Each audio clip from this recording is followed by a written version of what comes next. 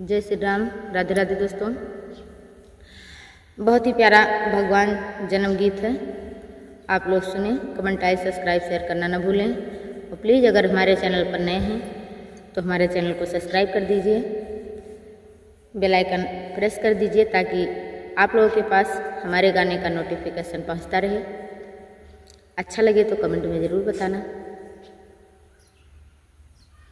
ऋषभवा में बैठे राजा दशरथ, मन ही माना सुअचई, मन ही माना सुअचई हो रामा नहीं घर या कौ बालकवा, कैसे दिन कटी हैं, कैसे दिन कटी हैं हो रामा नहीं घर या कौ बालकवा, कैसे दिन कटी हैं, कैसे दिन कटी हैं हो।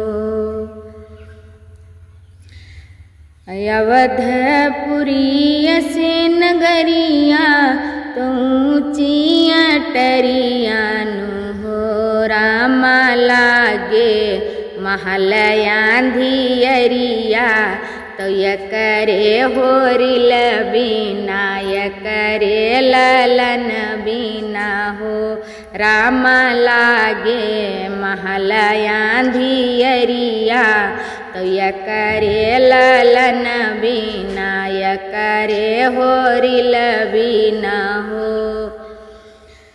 ऋषभवा से उठे राजा दशरथ, जंगल बीच चलले, जंगल बीच चलले हैं हो रामा जाई पहुँचे गुरु जी के द्वारे, तो गुरु से यारज करें, गुरु से यारज करें हो। अरे बाबा ऐसन जतन बताओ, बलक घर जनमई बधैया भला बाजाई हो। अरे कुटिया से बोले गुरु बाबा, सुनहु राजा दशरथ, सुनहु राजा दशरथ हो राजा तुम कया गिरा चाओ, बलक सुख पावो, बलक सुख पावो हो।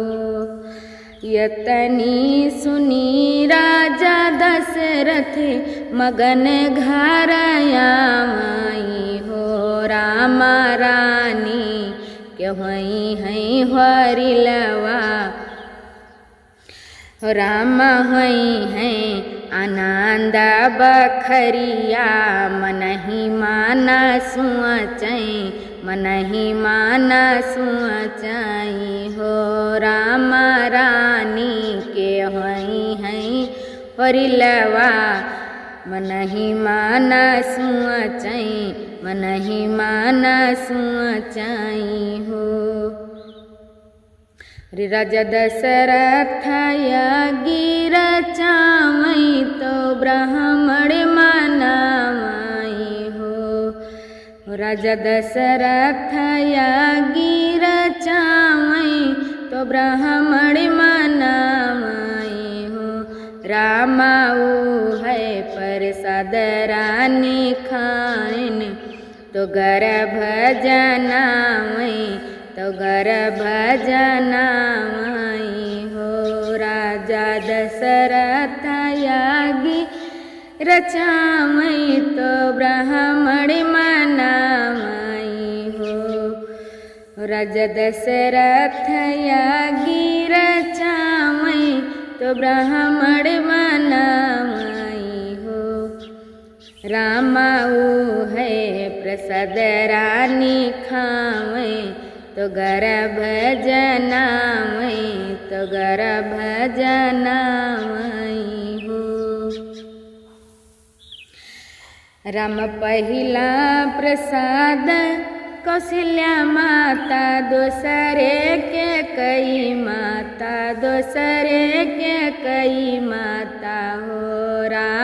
तीसरा प्रसाद सुमित्रा मैया गर्भ जनामई तो गर्भ जनामई हो। अरे रामया 8 महीना नौ लागे तो रामा जन्म लीना हो।